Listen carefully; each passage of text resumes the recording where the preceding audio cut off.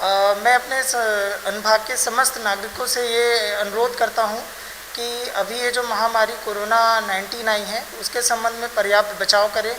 इसका सबसे इजी रास्ता है कि आप सोशल डिस्टेंसिंग का पालन करें। अधिक से अधिक समय तक कि आप अपने घर में रहें और अनावश्यक बाहर में ना घूमें। अगर आपका कोई विशिष्ट कार्य हो तो बिल्कुल अकेले में जाएं और उस कार्य को संपादित करें। अभी भी मैं पुनः समस्त नागरिकों को अपेक्षा करता हूं कि शासन प्रशासन द्वारा जो भी कार्य किया जा रहा है आपकी भलाई के लिए है किया जा रहा है, क्योंकि आप स्वस्थ रहेंगे तब हम और हमारा प्रशासन स्वस्थ रहेगा।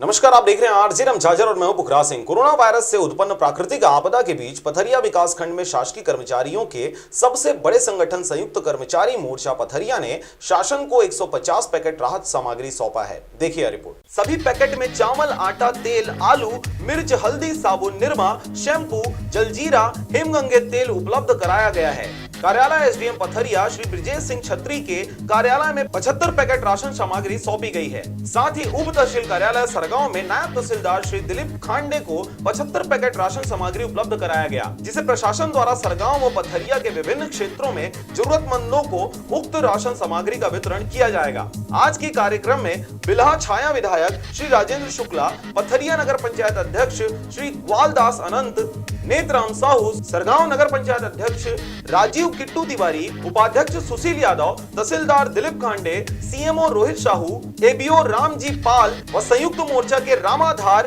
कर्माकर, गुनाराम निर्मलकर, मोहन लहरी, लक्ष्मीकांत पाठक, लखेश्वर पाठक सहित अधिकारी कर्मचारी उपस्थित रहे। पथरिया से राजकुमार यादव के साथ ईश्वर साहू की रिपोर्ट, आरजे रमझाझर।